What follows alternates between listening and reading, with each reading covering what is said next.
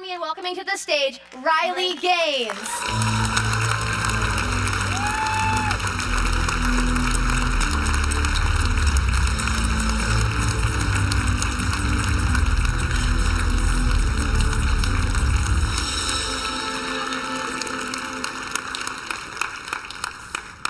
Hello. How you guys doing? Oh, good. Oh my gosh, it makes me excited to see a lot of young people out there. Really great to be here. It has been a whirlwind of a week. We started out at Penn State University. I have been really dedicated to going to college campuses and talking to the younger generation. I'm told all the time, it's Gen Z who's going to ruin this country.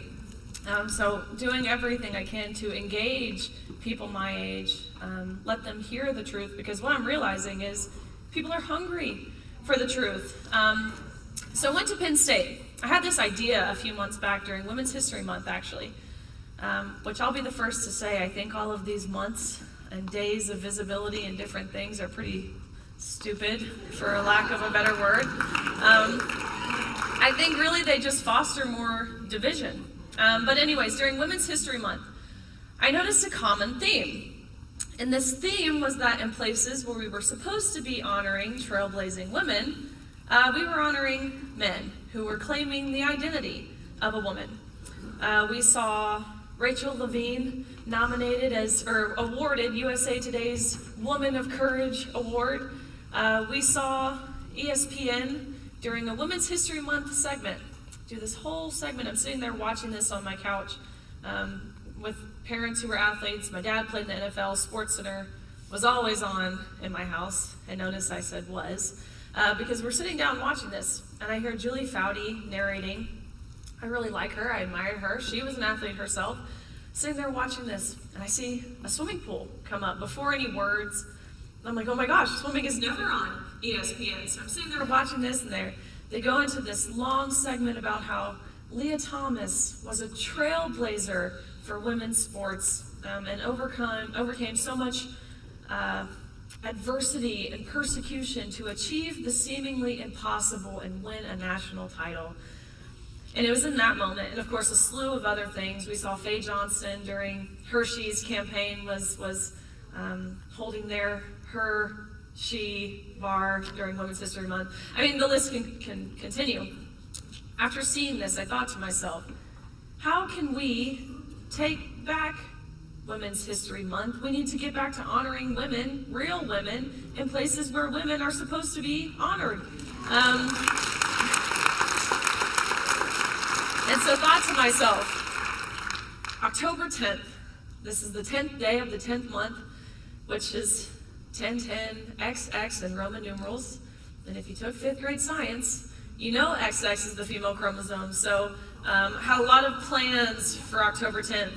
A lot of really cool things were done. We had it read into the congressional record that October 10th would from here on out be seen as Real Women's Day. But anyways, I decided on this day I would go to Penn State to speak. The university, they had canceled my speech. They found out who was speaking, they canceled it. Anyways, I decided I would go with a bullhorn and just stand on their public lawn, which is what I did.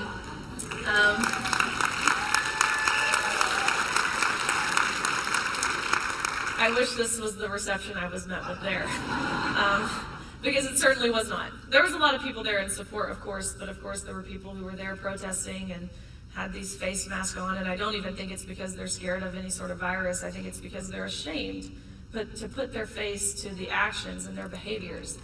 Multiple people were arrested for flipping over tables and pushing over reporters and all kinds of things. But anyways, all of that to say, it's been a whirlwind this week. We spoke at Baylor and then UT Dallas last night, and so here today, and so couldn't be more grateful for the warm reception. But a little bit about me. I graduated from University of Kentucky last year with my degree in Human Health Sciences and Health Law, and had every intention upon graduating to go to dental school. Actually, what I wanted to do was endodontics, which weirdly enough is root canals. That's what I thought I was going to be doing.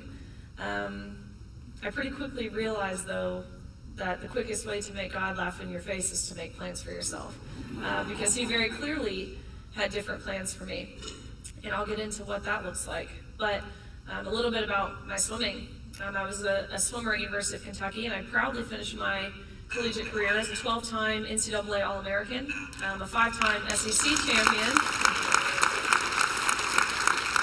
an SEC record holder in the 200 butterfly, meaning I have very large shoulders, 2-time Olympic trial qualifier, SEC Scholar Athlete of the Year, SEC Community Service Leader of the Year.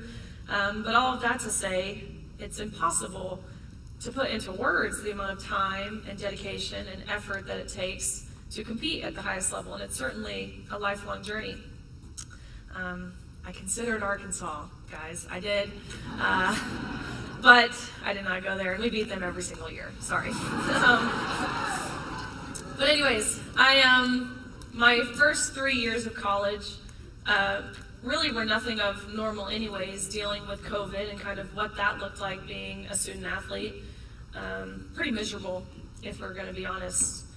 Dealing with the manipulation and the really emotional blackmail of, the vaccines and the social distancing and the contact tracing and all the different things.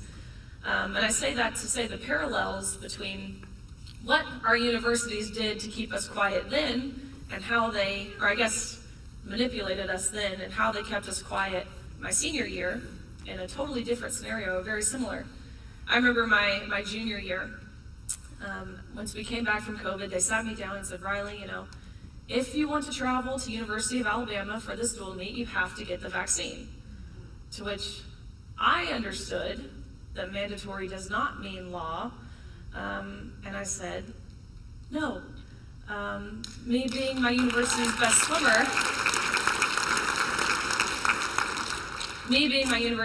swimmer, I tested this. And no, I didn't get the vaccine. And of course, I was able to travel to University of Alabama. Anyways, flash forward to my senior year. I had finished 7th in the country my junior year, which I was proud of, to be top 8, you're an All-American. It's a pretty high honor. But I knew my senior year, I wanted to win a national title, which would of course mean becoming the fastest female in the country in my respective event. And I was right on pace to do that. Until about the middle of my senior year when this swimmer popped up out of nowhere. I was ranked 3rd in the country, but the person who was leading the country by body lengths, which is a very large margin in swimming, was a swimmer I had never heard of. And this is the first time I became aware of a swimmer named Leah Thomas. There's a lot of red flags at the time. This was a senior from University of Pennsylvania, which is not a school that historically produces fast swimmers. Again, leading the country by body lengths, ranking 1st in the 100 freestyle, which is a sprint, and all of the freestyle events in between through the mile, which is long distance. And if you don't necessarily understand swimming, if you think about this in terms of your Olympic runners, that's like saying your best 200-meter runner is your best marathon runner. That doesn't happen. They're two totally different systems. But that's what we were seeing in this person. So lots of head scratching, talking to my coaches and my family and my teammates, who is this person? We had no idea. And we stayed in the dark until an article came out. And in this article, it very briefly disclosed in a blip of a sentence, it says, Leah Thomas is formerly Will Thomas and swam 3 years on the men's team at University of Pennsylvania before deciding to switch to the women's team. And so when I read this, of course I was shocked, right? This is never something I thought would have even been remotely an option in our sport. I thought there would be policies in place to prevent this. Actually, no, I didn't, because I didn't think you would need policies in place to prevent this. But when I saw this, I went to this database called USA Swimming, where you can track, your progression. So if you were to look up the name Riley Gaines, you would see, my times from when I was 8 years old all the way through college and the trend line. And so I look up this name Will Thomas because I was curious more than anything. Was this a lateral movement? Was this someone who went from ranking 1st to now continuing to rank 1st among the women? Which is, of course, not what we saw. We saw this was a mediocre man, at best, ranking 462nd in the nation the year prior when competing against the men. Again, to now dominating the country against the women. So, of course, I was shocked when I saw this, but I felt relieved when I saw this, because I thought that the NCAA would see it how I saw it. And again, how my teammates saw it, how my coaches saw it, how my parents saw it, how anyone with any amount of brain activity would probably comprehend this. Nothing hateful, nothing opinionated even about it, merely what was on the paper, the facts on the paper in front of us. 462nd to now dominating. But, of course, the NCAA did not see it that way. They saw nothing wrong with it. And so about 3 weeks before our national championships in March of 2022, the NCAA announced that Thomas's participation with the women was a non-negotiable, meaning there was nothing we could do about it, no questions we could even ask about it. And so I got to really personally witness and feel the effect that this infringement had, this injustice had on myself and my teammates, and again, my competitors. And I don't claim to speak for every single girl on that pool deck, but I do claim to speak for the overwhelming majority of us, because I saw the tears. I saw the tears from the girls who placed 9th and 17th and missed out on being named an All-American by 1 place. And I felt the extreme discomfort in the locker room when you turn around and there's a 6'4", 22-year-old man fully intact with and exposing male parts, inches away from where you were simultaneously undressing. And I can wholeheartedly attest to the whispers of anger and frustration from these girls who, just like myself, had worked their entire lives to get to this meet. And so that first day of competition was the 500 freestyle, to which, no one's surprise, Thomas swam to a national title, again beating out Olympians, beating out American record holders. I mean, these aren't scrubs, they're the most impressive female swimmers this world has ever seen, again, by body lengths. Even the time Thomas went last year in the country would have beat every girl this year in the country. I see some swimmers who just walked in because I saw your shirt. His time was 4:33. That's really fast. I know they know what that means. It's not that fast it's not fast at all for a man, but it's really fast for girls. So he became the first male to win a Division I NCAA women's swimming title, trailblazer. So that was the first day of competition. The second day of competition was the 200 freestyle, which was the event that Thomas and I raced each other in. And so we both swam in the morning, we both qualified top 8, we came back in the evening for finals. We dove off the block, we swam all 8 laps freestyle, we touched the wall. I look up at the scoreboard, and almost impossibly enough, we had tied, meaning we went the exact same time down to the 100th of a second, which is pretty rare when you're racing for 1 minute and 40 seconds and not even 1/100th separated us. And so that certainly, to me, shows that there's divine intervention here. And so we get out of the water, we go behind the awards podium where the NCAA official looks at both Thomas and myself, Thomas who's towering over me, and he says, "Great job, you two, but you tied. And we only have 1 trophy, so we're gonna give the trophy to Leah. Sorry, Riley, you don't get one." And of course, I was so taken aback by this. And I asked the question that we were all thinking, but no one dared ask all season. And I said, why? Why are you adamant on giving this trophy to a man in the women's 200 freestyle? He didn't know what to say. They didn't give him a script of what to say, and so he's stumbling on his words, and he's this, well, we're just doing this in chronological order, is what he said. And so I said, okay, do you mean alphabetical? Because G comes before T, so what are you being chronological about? And again, he didn't have an answer. But this time, his face visibly saddened, and his eyes sunk in. I could tell he didn't even believe what he was about to tell me. And he looked at me and said, "Riley, we've been advised that when pictures are being taken, Leah has to be holding the trophy. Again, you can pose with this one, but you have to give yours back Leah takes the trophy home, end of story. It was at that point, of course I knew all season what was happening was wrong. We knew the unfair competition, the locker room, the silencing, we knew all of that was wrong. But it wasn't until they reduced everything that we had worked our entire lives for, down to a photo op, to validate the feelings and the identity of a male. That's when I was no longer willing to wait for someone else, because up until this point I really was, because I thought someone else would stand up for us. I thought surely a coach would say something. I thought surely, someone's dad would come down there and yank this man out of our locker rooms. I thought surely someone within the NCAA, a pastor, someone with political power, some other swimmer, I thought someone who was supposed to be protecting us would protect us. But I realized that was naive to think.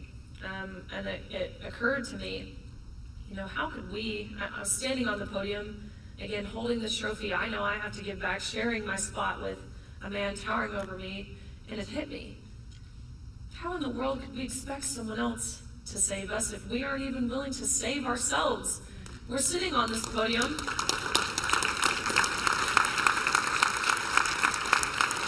We were standing on this podium and we were smiling and we were clapping.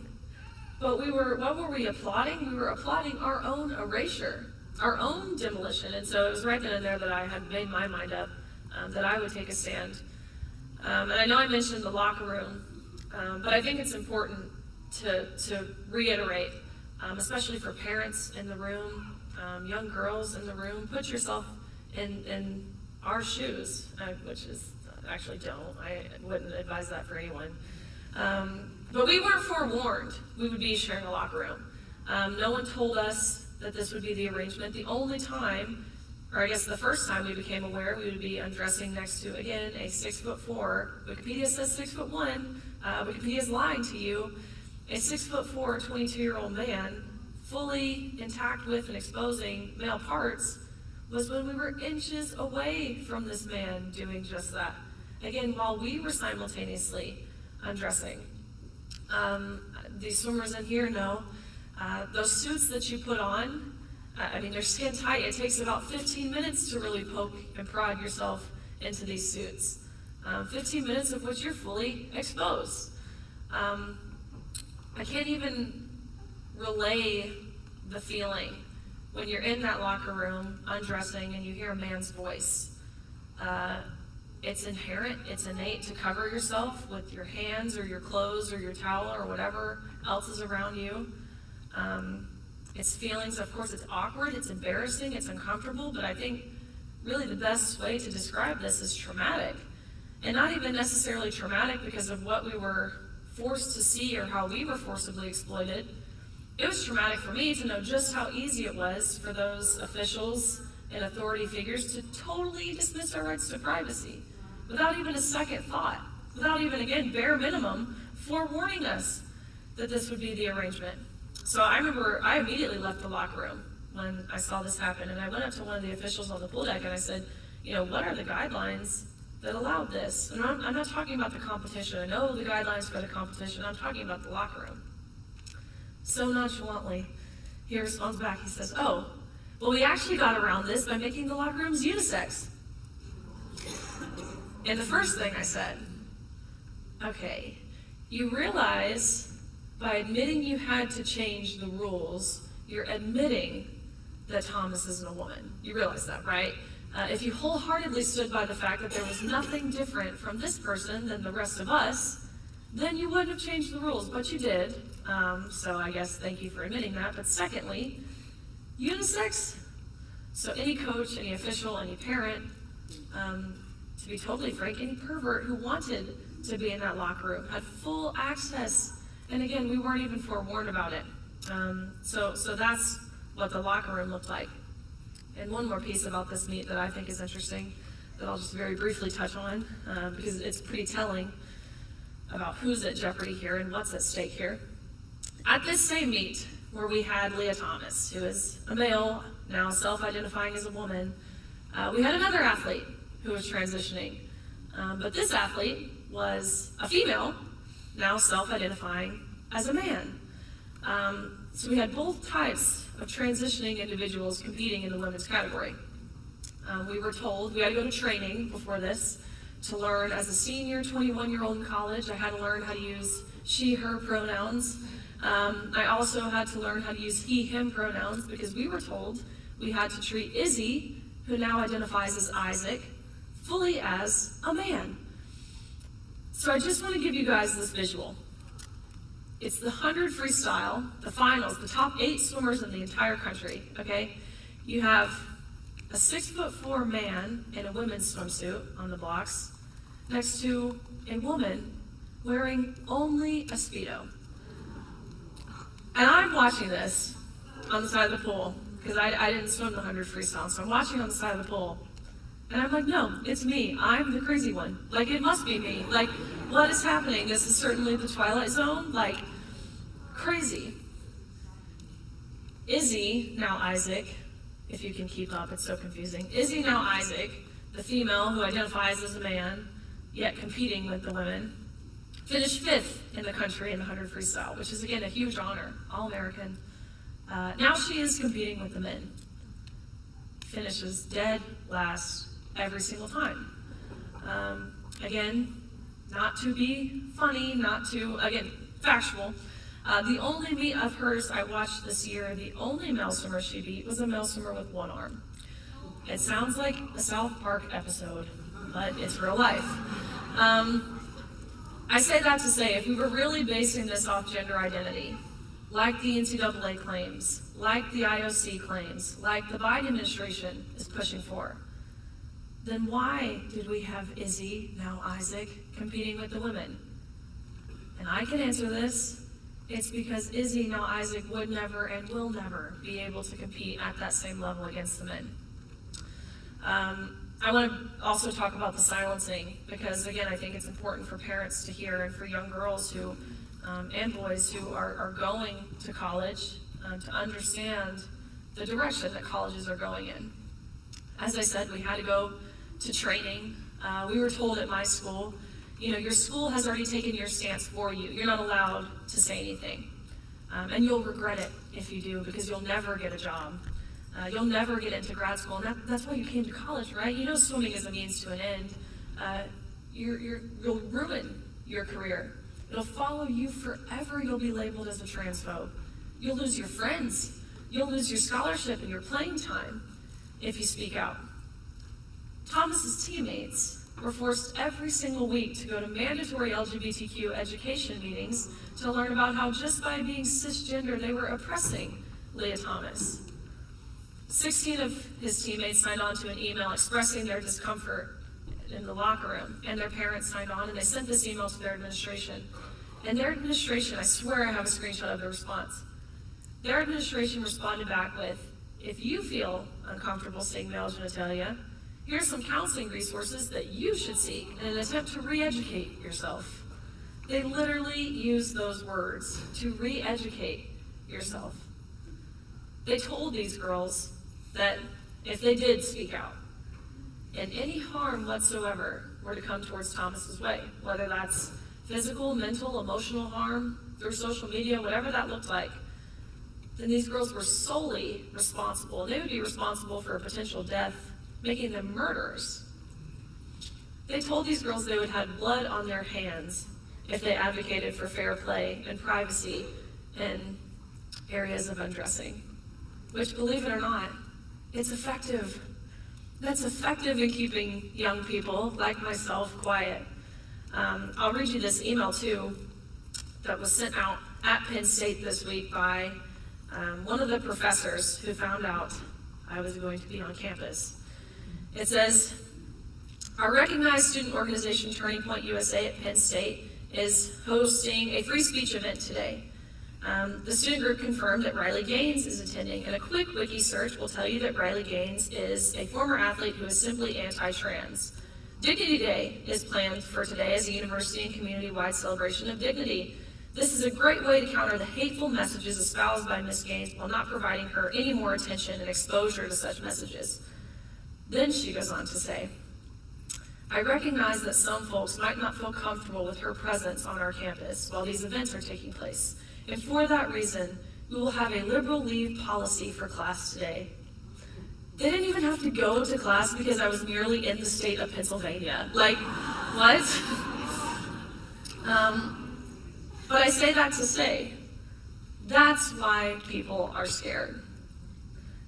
You get this message from your professor, you see how they're talking about someone like me, and the next line in this email says, the Coming Out Day celebration sponsored by the Center for Sexual and Gender Diversity is also held today. Hope to see you all there.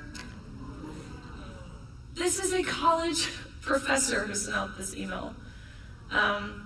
Again, that's why people are quiet. It might feel as if I've been a lone voice and a lone face really fighting for this and pushing back, but there are so many who stand beside me and alongside me. We've linked arms and we're fighting back. I know the people in this room.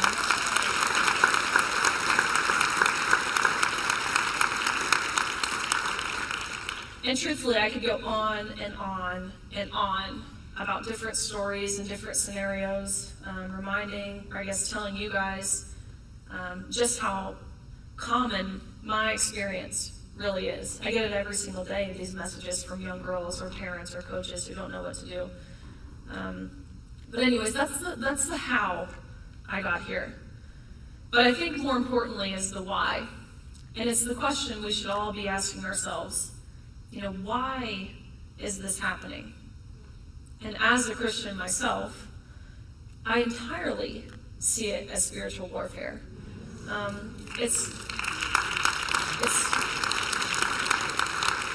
It's no longer a battle of right versus wrong or good versus bad. It really is moral versus evil.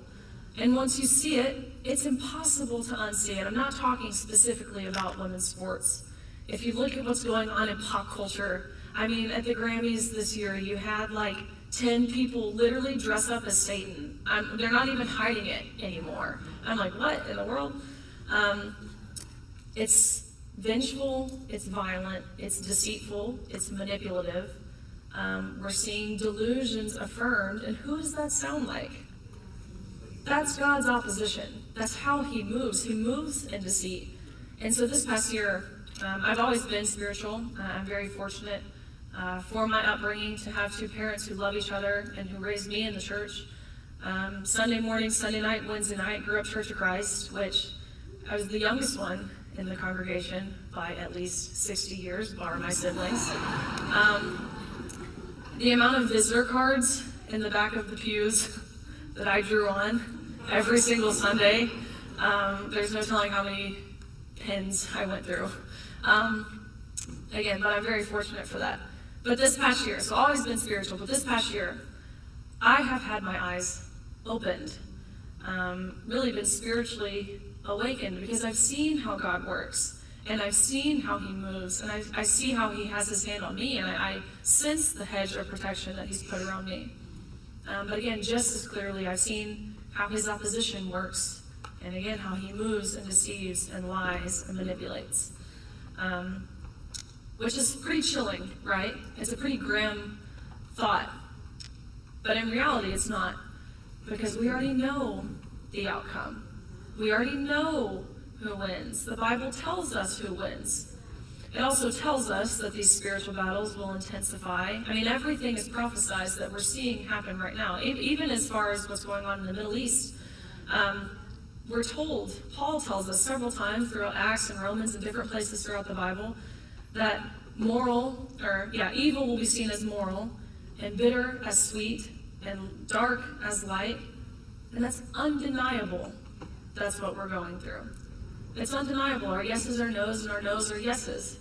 And so there's no doubt in my mind that this is spiritual warfare. And so my encouragement to you guys as Christians in this room, which is very rare to be in a room full of Christians, and so this, to me, is really powerful. And again, revitalizing almost. I think we've become complacent as Christians. I think for too long we've adopted this mindset of kind of turning the other cheek. But when we do that, when we sit idly by and we're not spreading his word and going back to scripture, real scripture, and what the messages are that he tells us, when you compromise between right and wrong, it's always wrong. And I think that's what we're seeing. And so we've become complacent as Christians. I think we've kind of adopted this mindset too of, follow your heart. No, it's your heart should be renewed in Christ. And love is love. No. And love is love. No, God is love. Be yourself. It's no, obey the Lord your God. And so, as Christians, I think we need to do a better job. I think we tend to think, Jesus, these moral, social, cultural issues, it's not our job to get involved. Do y'all know what Jesus did? He walked around, he traveled, talking about cultural issues. That's what he did. We need to do a better job of, I think as Christians, we do a decent job of the evangelism part, understanding the Bible, but you have to have a balance between discipleship and evangelism. We need to be better disciples. Myself included, right? No one is perfect. But again, I've had my eyes opened this past year. I could go on about the different pieces, but if you lay it out, right, in regards to the breakdown of the faith and the breakdown of family and the breakdown of our freedoms, such as freedom of speech, the silencing, the media bias, the denial of objective truth, of biblical truth, of biological reality. I mean, it's textbook Marxism. That's why, a worldly matter of why this is happening. The people leading this country are taking us down this slippery slope. And talk to someone from North Korea, or China, or Germany, or Cuba, or Venezuela, or Brazil, and see what they say about where we're at. And they'll tell you, again, that it's a slippery slope, and that it's where we're headed. My favorite Bible verse of all time, it always has been, is Romans 8:18, which is, for our present sufferings aren't worth comparing to the glory that will be revealed within us.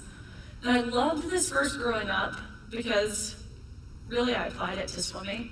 Our present sufferings was certainly the practices, but it was worth it when you won, or when you got a best time, or you broke some record. It was worth it. All those hard practices, the suffering was worth it. But I will tell you, I have found that verse be more applicable in my life now than it ever was when I was swimming. The sufferings, right? The backlash, which certainly exists. The name calling, the cancel culture that we live in, the petty personal attacks.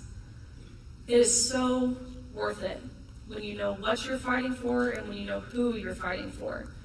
And who I'm fighting for? I'm fighting for these girls. I'm fighting for my young sister, who's the Tennessee state champion in gymnastics. I've been married 1.5 years, and I can only hope one day I get to have a daughter of my own. That's who I'm fighting for. I'm fighting for the women who came before me, who fought relentlessly for Title IX.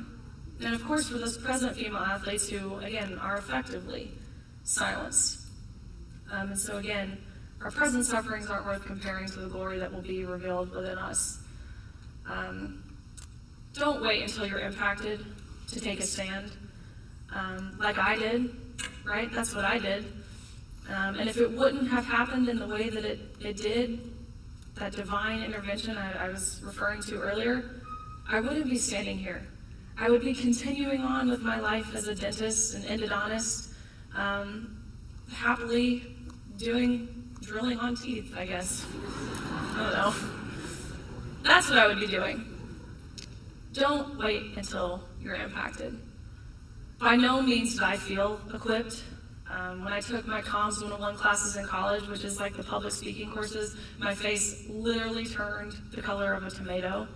And I this is embarrassing to admit, I knew nothing about our civil process. I knew we had 3 branches of government, but I didn't even know what they did. By no means did I feel prepared for this position. But understand, if he calls us, he equips us.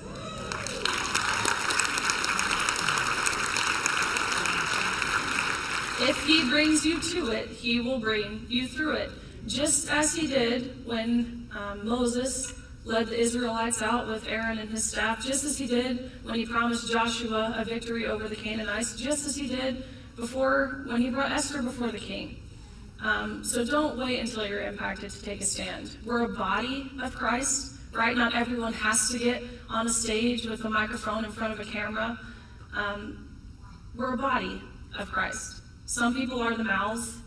I've always been a mouth, which my parents don't enjoy. Now they do, and my poor husband.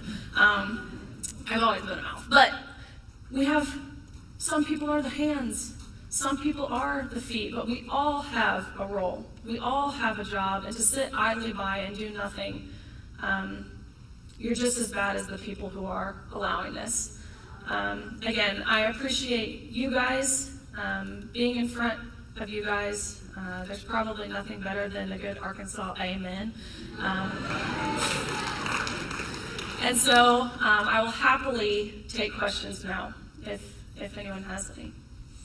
I don't know if I was supposed to do that, if someone was going to come out and say we can take questions, but I'd love to answer some. How can we help? There's a lot of ways, right? First and foremost, as parents, as grandparents, be willing to defend your daughters. We've seen this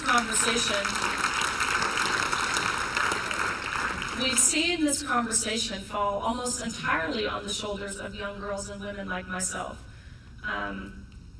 Like I said, I was 21 at the time of this NCAA championships.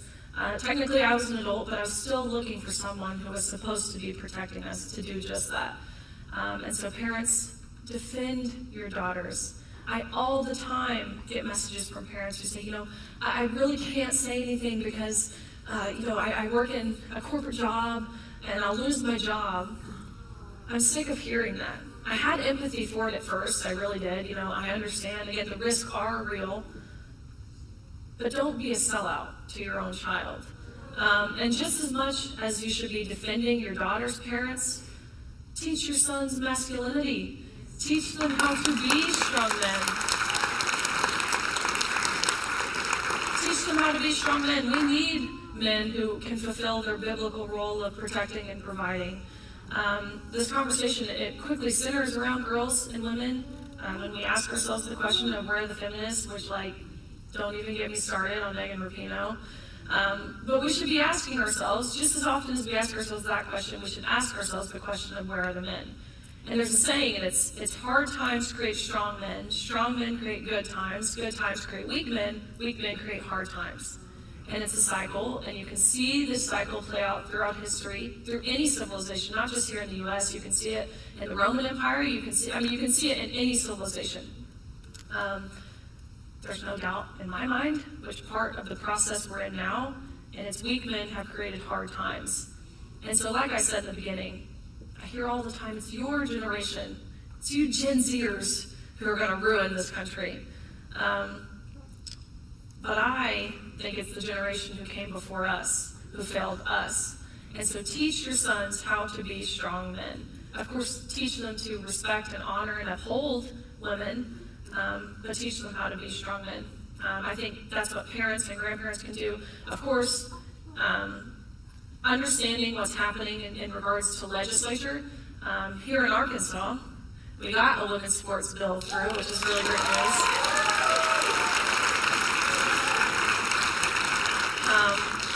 But just staying up to date on different things, on legislation, even in regards to curriculum within academia and within the education system. I think those things are important because I'm from Tennessee, and people always say, that's a conservative state, it's not happening here. Just as I'm sure we hear here in Arkansas, it's not happening here. Make no mistake. It is happening here, and it's through the back door, and it's secret, and it's deceitful, but it certainly is happening here. And of course, I will always advise prayer. I think that's something we all should and could be doing. It's good to know that Arkansas is taking the lead on passing legislation to protect women's rights and to honor men's rights as who they are. Did any of your state legislators or reach out to you saying, how can I help you? Absolutely. I think, as I said, this is never an issue I think legislators, when they were elected, would even think they would be legislating on. It's utter madness. So I truthfully, I think, honestly, we needed the Leah Thomas situation to really spark the conversation. And again, it had to happen in the way that it did, so perfectly, for lack of a better word. Of course, it's unfortunate, but again, it really did happen perfectly. And so I have traveled state to state to state to state to testify on behalf of these women's sports bills, to even help Republican lawmakers understand how to talk about the issue. Because what I've seen, even on the side, not that this issue should be political, of course it is, and of course it's Republicans who are seizing the opportunity to protect women's rights and our sex-protected spaces and different things. What I've seen be effective and what I have gone around explaining to legislators and senators and delegates, we need to make the message pro-woman. It needs to be pro-fairness, pro-truth, rather than anti-anything. We need to, what the left does so well is they're so emotionally involved and it's so emotionally driven. We can do that too, and we should do that, and to a degree. We should be asking the question, and I did this there was a Senate Judiciary hearing a few months back, and Senator Dick Durbin was on the stand, and he went on in his monologue about, what message are we sending to trans youth? And so he gets to me, starts grilling me, and I say, Senator Durbin, what message are you sending to me and to young girls? Because the message that you're sending is that we don't matter, is that our privacy, our safety, our equal opportunities doesn't matter. So I think we can learn from some of their tactics, make it about us as girls, and we can use compassion there when we do that. Also, in regards to the language, if I can advise anyone in this room, understand that language matters, first of all, and the power that our words have and the emphasis that we put on words. I mean, it influences our behaviors and our beliefs, even subconsciously. And so, stop saying biological man or biological woman or male or biological female. I adhered to this for a long time, and one morning I woke up and I'm like, why are we doing this? Why are we adding biological? I thought it was necessary to make this distinction. I am a biological female and Thomas is a biological male, but you know what else would suffice? I am a female and Thomas is a male. When we add that word biological, it's as if we're subconsciously admitting that there's an unbiological alternative. And there's not. God created the only distinction we will ever need. And so language matters. Language matters, and so I've had to certainly talk with legislators about how to talk about these issues. Yeah. Thank you. Thank you for coming here tonight. I just wanted to ask, when are our pastors going to get backbones?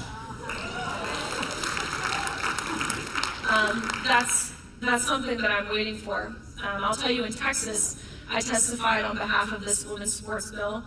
I was mind blown. I was sitting there, of course, they have a long line of people there to testify in opposition.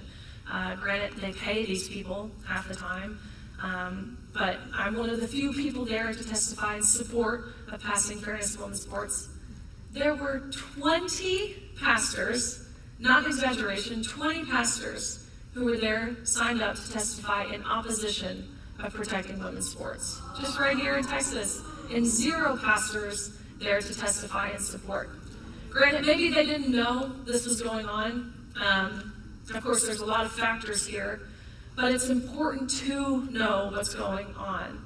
We need pastors to lead us as a congregation. We need pastors to teach the body how to get involved. And so pastors need to take a firmer stand.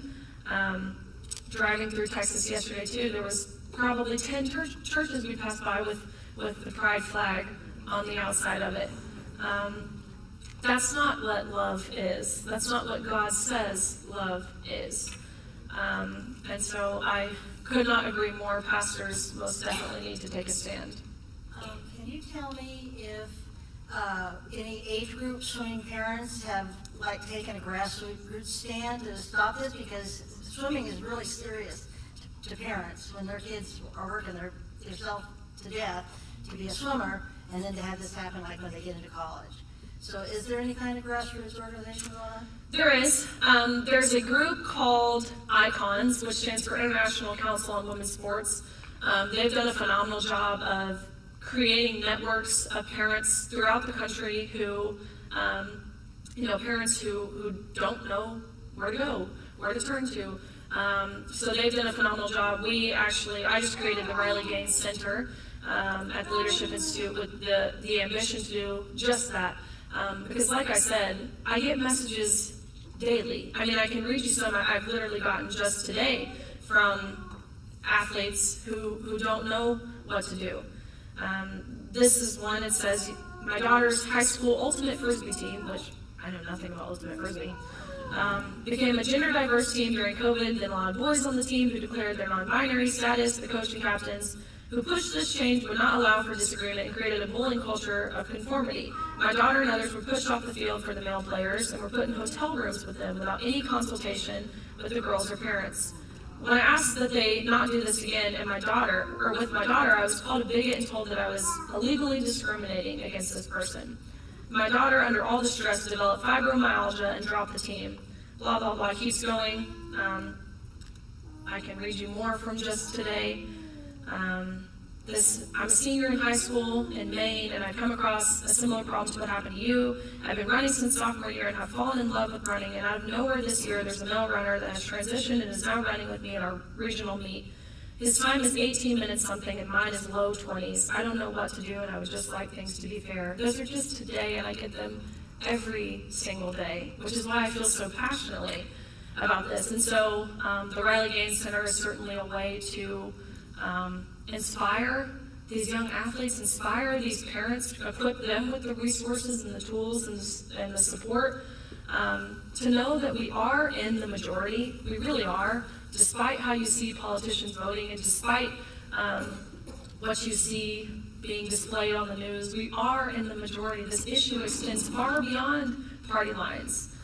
Every poll shows it, which is actually unique. There's very few unifying issues, but this is one of them, which I think this issue hopefully has no sustainability because of that. But the Riley Gaines Center, that's the aim of what we're set out to do as well. When you were asked to speak at the National Federation of Republican Women's Convention in Oklahoma City just recently, were you aware of the things going on within that organization and the lack of backbone of the president and other executive officers? I was, which is why I agreed to speak there. But of course, they strategically had me speaking after the vote. I know. But there was a lot of, so what she's referring to is there were the National Federation of Republican Women, were having this internal debate on if they should allow men who identify as women. That's how I felt too. So I was involved in a lot of the behind the scene kind of things. I had some Zoom calls with there's a lot of you guys too.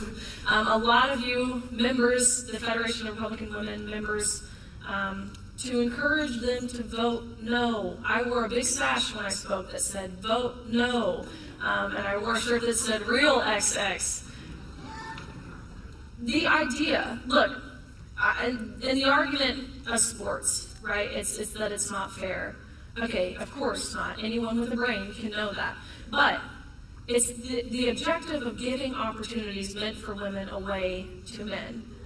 That's why this matters. And so when we have opportunities reserved for women, why would we open them up for men? And the National Federation of Republican Women, they actually, the vote ended up being no. The majority of these women said no. But again, they were terrified of lawsuits. They were scared of losing some sort of funding. So I've seen this a lot, even within state legislature. In North Carolina, the most recent state to pass their fairness in women's sports bill, the Republicans didn't want to include protecting the collegiate level. To which I asked them, why not? Well, we feel like we have to compromise somewhere. We feel like we have to give them something if we want to protect, if we want to protect K through 12, we have to give them college. No, you don't. And so the amount of calls I had with these senators and representatives in North Carolina, encouraging them, begging them, pleading with them to include protecting the collegiate level as well.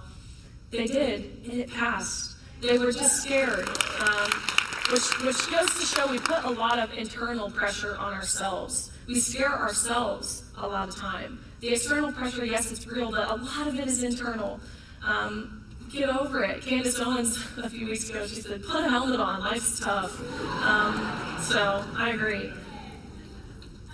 Thank you so much for the encouragement that you are. And I had a question. If you could give a piece of advice to a young girl or a young guy, what would it be as to what we could do to help? Repeat that, sorry. If you could give a piece of advice to what a young girl or a guy could do to help or make a stand, what would it be?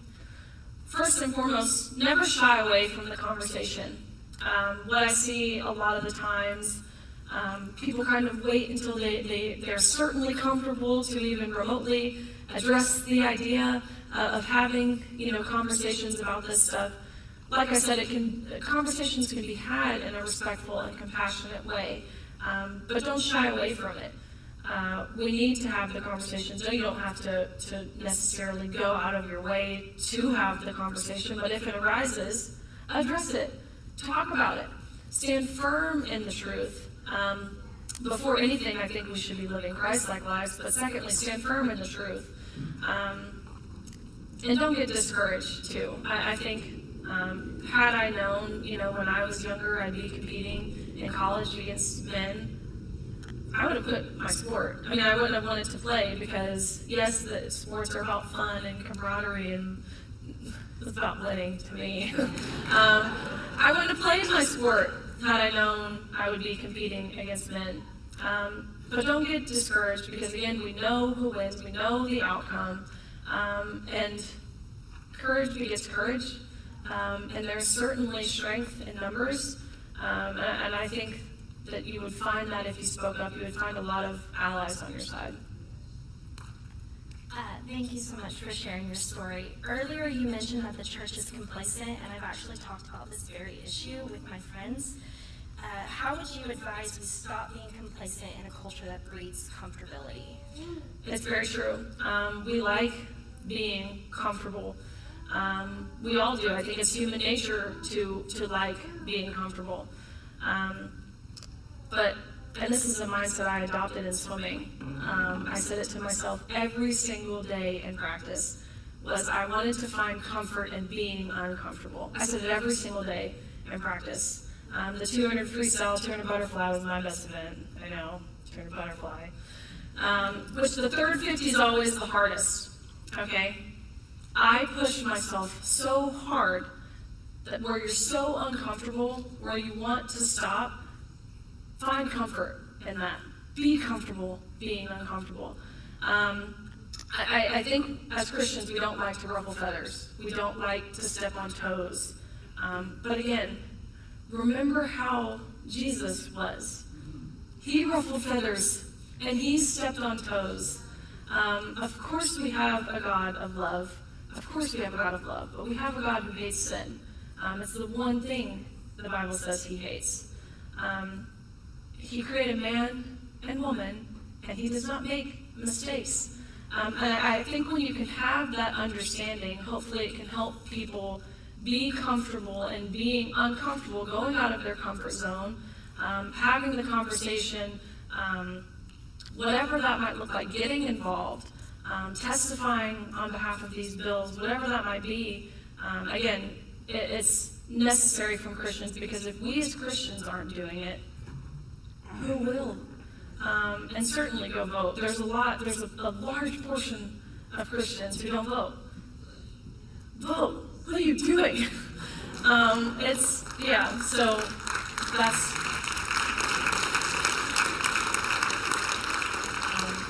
that's my advice. Hopefully that's helpful. Hi, Riley. I saw you at NFRW, and incidentally, we elected a president from Arkansas, the first one from the floor, who will stand up against Absolutely. the Marxism that's happening. We're going to turn that ship around. Would you tell us how we can support the Riley Gaines Center at Leadership Institute? Absolutely.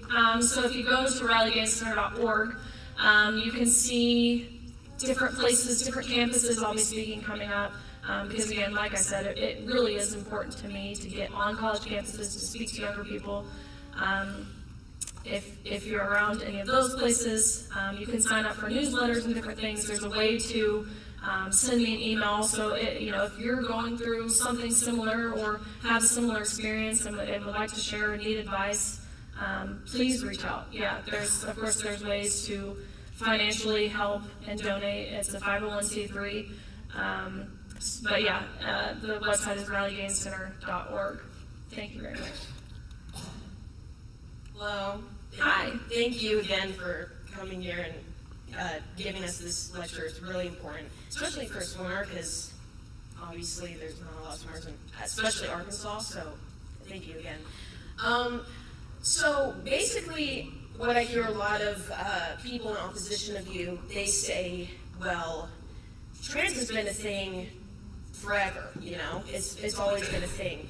But obviously it's been an uproar in about the last, maybe 10 years. And before, they called it gender dysphoria, right? But now they've pretty much banned that term pretty much, and they say it's offensive because it kind of labels those people as being mentally ill. So my question is, why do you think they changed that? Because obviously we know it's obviously mental illness, because you wouldn't tell a schizophrenic person and try to convince them that somebody's following them or watching them. Why do you think it's so important to take away these offensive things when it's obviously just a label that's trying to help these mentally ill people? Absolutely, and I think it's important to be said that is what would help these people, is mental health care, and that's what they're not getting. I hear all the time, your rhetoric is killing me. The suicide rate of trans individuals was whatever percent. Well, guess what? That percentage, the suicide rate, it doesn't change after these people's genders are affirmed.